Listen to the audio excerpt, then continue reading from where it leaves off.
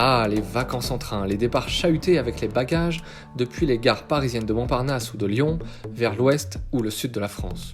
Et depuis Paris seulement, c'est impossible de faire un trajet entre deux villes en France sans passer par Paris ? Visiblement oui, lorsqu'on regarde la carte des lignes SNCF. Vous l'avez, cette étoile ferroviaire qui irrigue la France depuis Paris ? C'est celle du TGV, c'est celle qui a mobilisé tant de moyens depuis 40 ans et qui a conduit à délaisser des lignes pourtant structurantes, mais qui ne correspondent plus au modèle économique de la SNCF. La grande vitesse, c'est pourtant cette réussite française dont on est si fier et qui est si présente dans notre inconscient collectif. C'est un véritable joyau, mais qui a oublié, une fois encore, que la France, ce n'est pas que Paris. Alors, dans ce nouveau numéro de votre podcast Mopter, je vous propose de rencontrer Nicolas Debézieux, directeur général de Railcoop. Son projet, c'est de réouvrir une ligne transversale entre Bordeaux et Lyon. Ou Lyon et Bordeaux, mais en tout cas, vous l'aurez remarqué, une ligne entre deux grandes villes et qui ne passe pas par Paris. C'est en soi un événement, et l'autre événement, c'est que Railcoop, ce n'est pas la SNCF. En effet, cette société coopérative arrive au moment de l'ouverture du marché voyageurs à la concurrence. C'est-à-dire que des trains pourront rouler sur des trajets en France en étant exploités par une compagnie autre que la SNCF. C'est sur ce créneau que se positionne donc Railcoop, et je vous propose de découvrir l'interview de Nicolas Debézieux, son directeur général, dans quelques instants. Il va tout nous expliquer, histoire, modèle économique, organisation, matériel. Le sujet, vous allez le voir, est passionnant. Profitez-en également pour vous abonner sur votre support favori et à la newsletter Mopter. On est aussi sur Instagram pour l'été, @Mopter, pour vous parler de nos sujets urbanisme et mobilité avec un ton un peu plus léger que d'habitude. La page de réclame est maintenant terminée. Je vous souhaite de bonnes vacances en écoutant Mopter saison 2, épisode 5. C'est parti!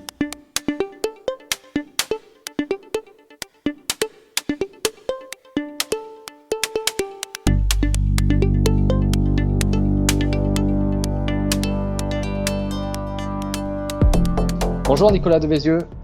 Bonjour Bruno. Alors, vous êtes aujourd'hui l'invité du podcast Mopter, bienvenue. Donc on va parler aujourd'hui de ferroviaire, mais avant tout, présentez-vous, présentez votre parcours, qui vous êtes et pourquoi vous en êtes venu à Railcoop. Alors, donc je suis le directeur général donc, de Railcoop depuis le 30 novembre 2019. Alors mon parcours, moi je ne suis pas issu du ferroviaire, je suis issu du monde de la transition écologique. Je suis un ancien fonctionnaire du ministère de la Transition écologique et solidaire et j'ai travaillé pendant plusieurs années sur la question de la réduction des émissions de gaz à effet de serre. D'accord. Et notamment dans les transports maritimes et aériens. Et donc naturellement, je suis venu sur la décarbonisation des transports en prenant le prisme du ferroviaire. Intéressant tout ça. Et du coup, aujourd'hui, on va parler d'une ligne transversale. Donc, on va pas parler de TGV, on va pas parler de RER, on va parler d'une ligne transversale assez connue qui a été fermée malheureusement en 2014. C'est la ligne Bordeaux-Lyon sur laquelle Railcoop se positionne pour ouvrir des relations entre ces deux villes via des villes intermédiaires. Pourquoi Railcoop aujourd'hui veut ouvrir une liaison ferroviaire entre Bordeaux et Lyon ?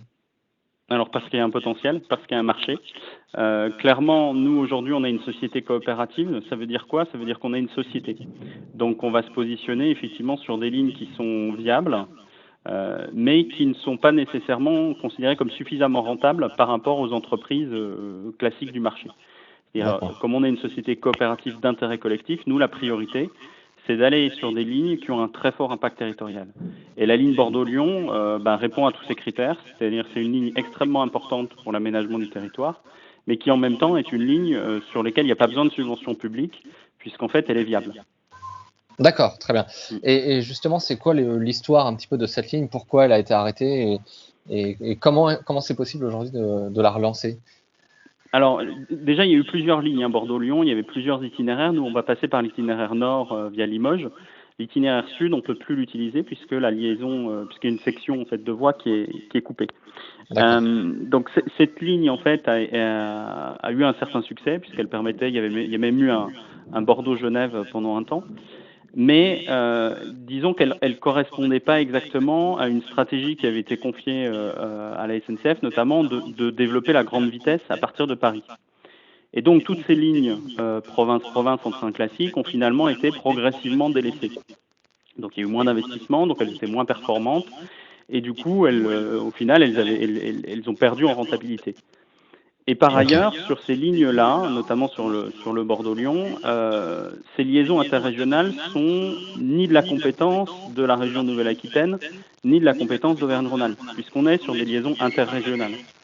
Et donc, quand bien même ces lignes avaient une importance pour les régions traversées, en fait, elles n'ont pas été développées parce que ça correspondait pas aux missions des régions qui étaient en charge du ferroviaire. Donc il y a une sorte de Qui sont en vide charge. administratif, quoi, finalement, sur qui porte ces projets-là. Ben voilà, oui, tout à fait, tout à fait. Et aujourd'hui, nous, on se positionne vraiment sur les trous de la raquette, j'aurais tendance à dire. C'est-à-dire que le marché du ferroviaire aujourd'hui, il est assez binaire. C'est-à-dire que d'un côté, vous avez les lignes sous délégation de service public, qui sont les trains d'équilibre du territoire, qui sont les TER, qui sont généralement pas rentables hein, et pour lesquels il y a besoin effectivement de subventions publiques. Et puis de l'autre, vous avez le marché libre avec des acteurs qui vont se positionner sur les grands axes. Schématiquement, la vallée du Rhône, on va dire les lignes Paris-Province, d'une manière générale. Ok. Et nous, ce qu'on considère, c'est qu'il y a un marché considérable pour le province-province, notamment en voyageurs, pour justement aller reconnecter un certain nombre de territoires en train classique. Ok. Ok, très bien. Et du coup, aujourd'hui, concrètement, comment Railcoop peut se lancer justement dans l'exploitation d'une ferroviaire? Comment on fait pour créer une ferroviaire? À qui on doit s'adresser? Comment on mobilise des financements? Quel matériel on peut mettre en œuvre? Et puis voilà, comment on fait venir des gens ou des marchandises sur la ligne? Alors, ça nécessite beaucoup de choses. Hein. C'est pas simple. Donc, effectivement, déjà, ça prend du temps, puisque notre première ligne ne sera en place que mi-2022, donc dans 2 ans. D'accord. Pourquoi ces 2 ans? Premièrement, parce qu'il faut entre-temps qu'on ait un certain nombre d'autorisations administratives. Donc là, on vient de notifier à l'autorité de régulation et des transports notre ligne, donc c'est une première démarche. Ensuite, il faudra qu'on ait effectivement notre licence, notre certificat de sécurité, il faudra qu'on ait un certain nombre d'autorisations pour circuler. Il faut qu'on ait des sillons de circulation qui nous seront vendus par SNCF Réseau. Donc là, c'est pareil, on a fait des demandes et on est en train d'avoir un dialogue avec SNCF Réseau pour avoir ces créneaux de circulation. Et il faut aussi du matériel. Donc là, on est en discussion actuellement avec Alstom pour acheter un certain nombre de rames Regiolis qui vont nous permettre effectivement d'assurer la circulation à partir de 2022. D'accord, donc c'est des rames tout à fait classiques qu'on retrouvera sur cette ligne. Est-ce qu'il va y avoir Ouais. des changements pour les utilisateurs par rapport à un train SNCF ou... Oui, bien sûr. En fait, donc le modèle, en fait, c'est plutôt du Regiolis Liner ou du Coradia Liner pour ceux qui connaissent un petit peu. Donc, c'est pas un aménagement TER, c'est un aménagement grande ligne.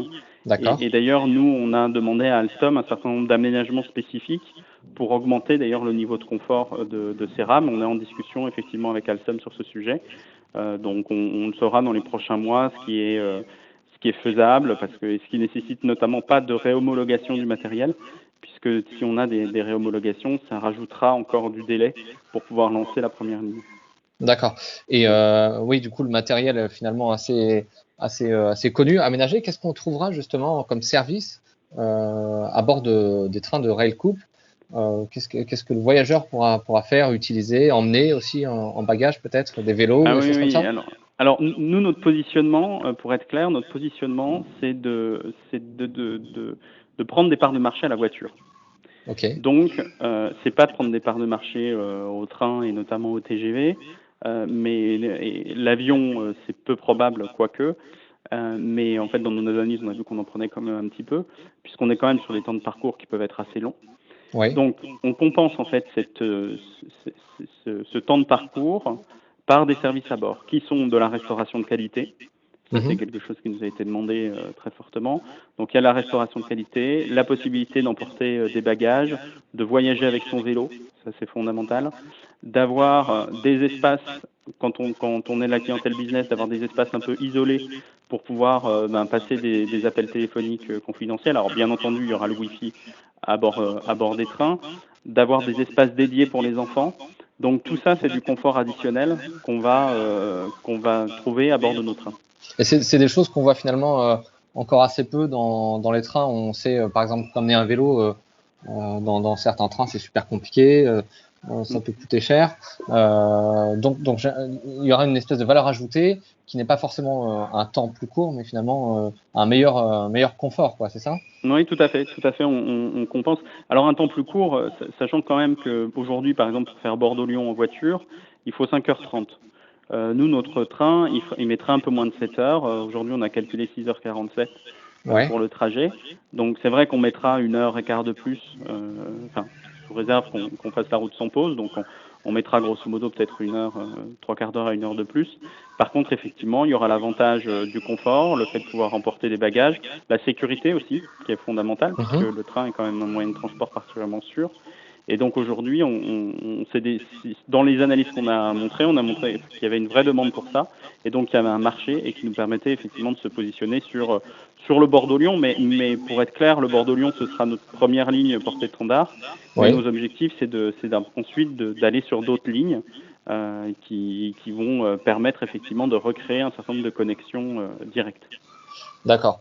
Et du coup, le modèle que vous choisissez, donc coopératif, quels sont les tenants et les aboutissants en fait de ça par rapport à une société, on va dire commerciale habituelle?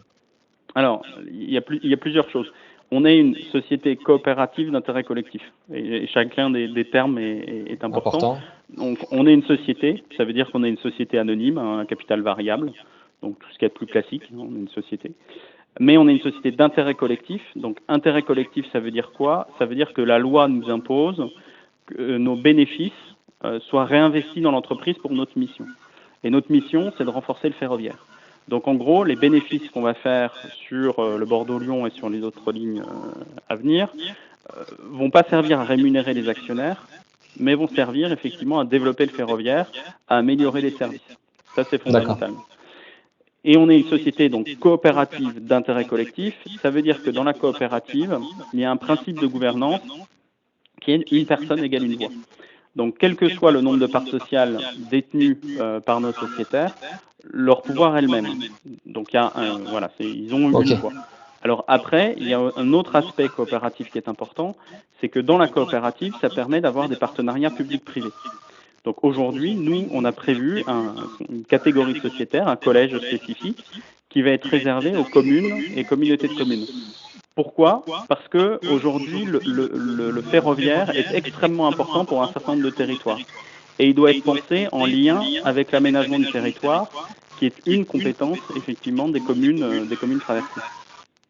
Ok, je comprends. Et justement, quand on parle d'aménagement du territoire, effectivement, le lien, les flux de transport sont une composante importante. Railcoop, ils vont se positionner donc en premier sur Bordeaux-Lyon. Quel territoire justement vous allez desservir? Est-ce qu'il y a des gares qui vont réouvrir, d'autres qui vont être réactivées peut-être? Alors aujourd'hui, on s'appuie sur le réseau existant. Donc la ligne, concrètement, ça va être Bordeaux, Libourne, Périgueux, Limoges, Guéret, Montluçon, Gannat, Saint-Germain-des-Fossés, Roanne et Lyon. Donc toutes ces gares sont des gares qui sont déjà ouvertes. D'accord. Donc on s'appuie et l'infrastructure est circulable. On peut circuler sur l'infrastructure, il n'y a pas de problème. Donc voilà. On a fait ça aussi clairement pour limiter les risques. C'est-à-dire qu'aujourd'hui, démarrer un opérateur ferroviaire, une entreprise ferroviaire, c'est compliqué. Il y a plein d'obstacles. On n'allait pas se rajouter l'obstacle supplémentaire d'investissement sur l'infrastructure. Là, l'infrastructure, elle est là, on peut l'utiliser, donc on part sur de bonnes bases. À terme, peut-être qu'on ira sur d'autres lignes où il y aura des besoins d'investissement dans l'infrastructure, mais pour l'instant, on est sur des choses qui sont ouvertes. Alors après, c'est vrai qu'au niveau des gares, nous, notre approche, c'est de voir comment le service ferroviaire apporte aussi des choses nouvelles dans les gares. Donc, on a une réflexion, notamment sur les services en gare, comment on développe effectivement des services alors, non seulement que les gens viennent au train, mais aussi que le train puisse apporter un certain nombre de choses. Et c'est pour ça, quand je disais on peut emporter des bagages importants, l'idée c'est aussi de voir comment le train peut servir de petite messagerie et d'apporter un certain nombre de colis, notamment sur les territoires. C'est intéressant, c'est un espèce de finalement d'accès à une sorte de mini-fret en quelque sorte. Est-ce qu'il y a aussi un projet peut-être plus important de développer le fret sur cette liaison? Pas sur le Bordeaux-Lyon. On a effectivement un projet fret qui lui démarrera un peu plus tôt en courant 2021 parce que c'est plus simple, le matériel est déjà disponible en fait, notamment sur le fret. Donc, on a un projet sur le fret. En fait, on a l'approche inverse du voyageur. C'est-à-dire que sur le voyageur, ce qu'on a constaté, c'est qu'il manquait énormément de connexions de grandes lignes interrégionales, schématiquement. Sur le fret, les grands corridors fret fonctionnent assez bien. Par contre, ce qui manque, c'est de la desserte locale. Et donc, en 2021, on va démarrer effectivement sur une expérimentation autour de Figeac, donc autour de notre siège, puisque nous on est basé à Figeac, Oui. pour créer en fait une connexion régulière entre Figeac et Toulouse, et donc avoir une desserte fret régulière entre Figeac et Toulouse, en fonctionnant en multilot. C'est-à-dire que l'idée, c'est de mutualiser en fait les besoins de fret sur un territoire pour connecter ce territoire à un hub un peu plus important, et en l'occurrence Toulouse. D'accord, donc ça permettrait aussi de désenclaver le territoire également pour les entreprises.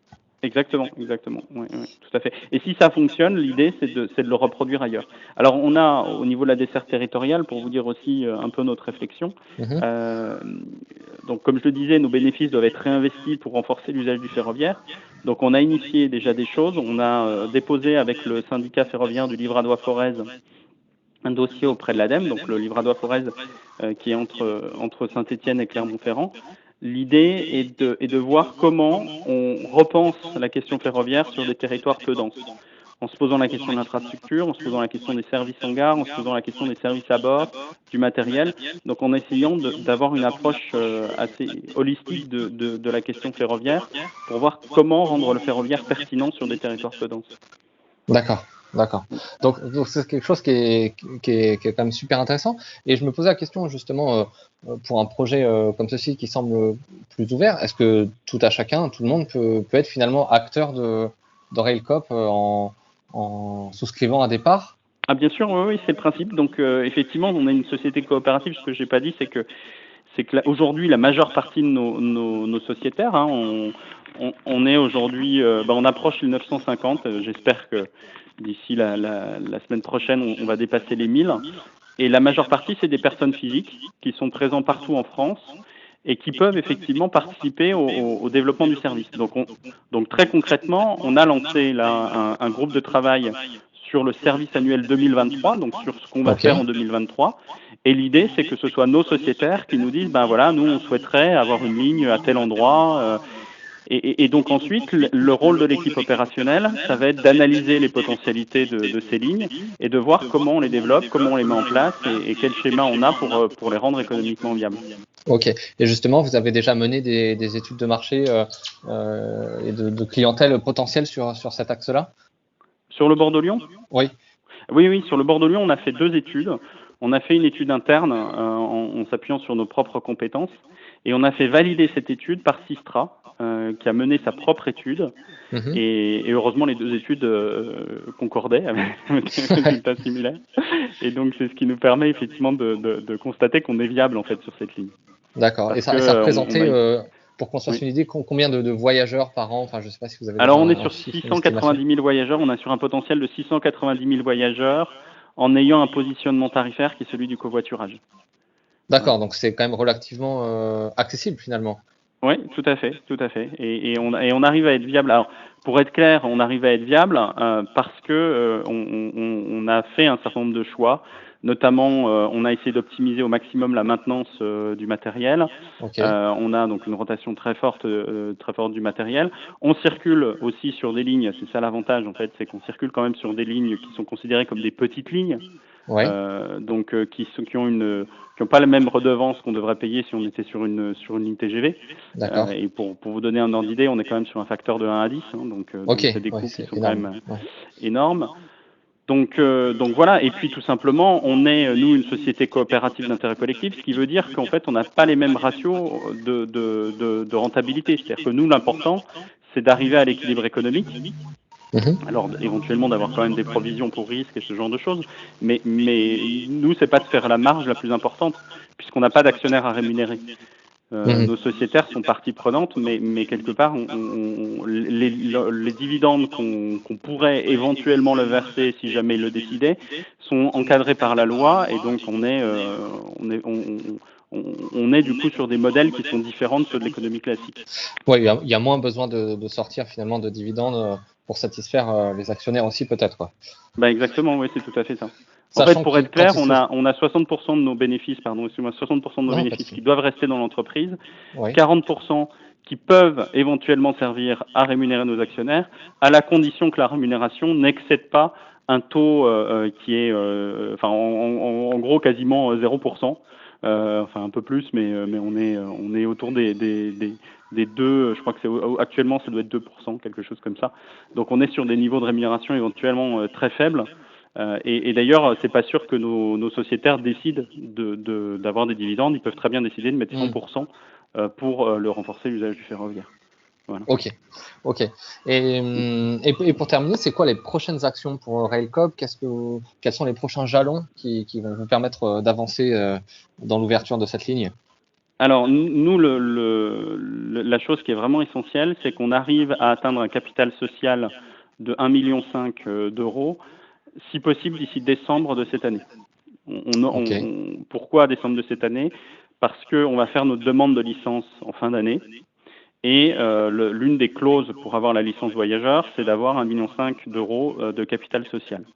d'accord. Alors, si on les a pas en décembre, on a encore jusqu'en décembre 2021 pour les avoir, puisque notre service voyageur démarrera en 2022. Mais néanmoins, on souhaiterait qui peut le plus peut le moins. Donc, si Bien on sûr. les a d'ici la fin de l'année, c'est tant mieux. Ce Aujourd'hui, sera pour vous chose dire, faite. voilà. Donc aujourd'hui, pour vous dire, on est à peu près à 300 000 euros Ok, de capital social. Et donc, selon toute vraisemblance, on devrait arriver effectivement au 1,5 million.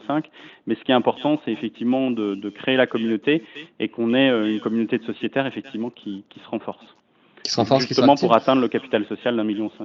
Et justement, ces sociétaires, vous allez les chercher plutôt, c'est plutôt des gens qui sont intéressés directement par l'utilisation de cette ligne, donc plutôt des gens des régions qui sont concernés? Alors Ou c'est- non, aujourd'hui on a des sociétaires en fait de toute la France et Ouais, on a trois profils de sociétaires. On a les gens qui sont effectivement intéressés par le service Bordeaux-Lyon qu'on va lancer, donc c'est les usagers futurs, donc ceux qui sont directement concernés par la ligne. On a un autre profil de sociétaires qui est ceux qui sont attachés en fait au ferroviaire. Donc vraiment des ok, gens passionnés du ferroviaire et qui ont envie de revoir en fait des trains circuler un peu partout. Et puis on a les gens qui sont convaincus de la transition écologique et qui veulent agir en fait en faveur de la transition écologique via éventuellement de nouveaux modèles comme celui de la société coopérative, mais qui sont dans le projet avant tout parce que le projet a un impact environnemental très fort. ouais, Donc aussi c'est pour ça, c'est-à-dire ils sont pas forcément, c'est pas forcément des gens qui sont à proximité de la ligne Bordeaux-Lyon, mais qui estiment qu'effectivement le fait d'avoir une liaison entre quand même deux métropoles d'importance en France et qui en même temps relient un certain nombre de territoires, eh ben c'est un impact assez important sur la transition écologique. ok. Donc ça fait finalement un vivier, j'imagine, enfin important de potentiels, on va dire, d'investisseurs, de sociétaires. Oui. Et donc si on a envie comme ça de devenir sociétaire, concrètement, qu'est-ce qu'on doit faire? Il y a un site internet où il faut appeler, Voilà, alors il suffit d'aller sur notre site internet en fait, et puis vous pouvez souscrire directement en ligne. Depuis notre site internet, vous verrez, il y a un espace souscrire. Et sur le site, vous aurez également toute l'explication de ce que ça signifie être sociétaire, quels sont les risques d'être sociétaire d'une société coopérative. Enfin, tout ce genre de choses sera expliqué sur notre site web, mais c'est très facile. Vous allez sur notre site et puis vous avez le formulaire à remplir et voilà. Et ça se fait assez facilement.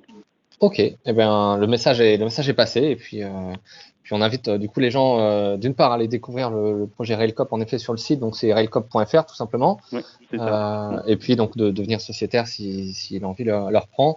Merci beaucoup Nicolas pour le temps que vous nous avez accordé aujourd'hui.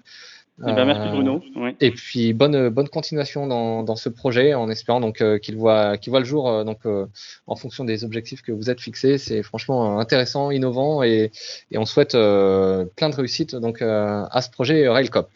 Merci beaucoup. Merci. Merci Nicolas, au revoir, à bientôt. Au revoir.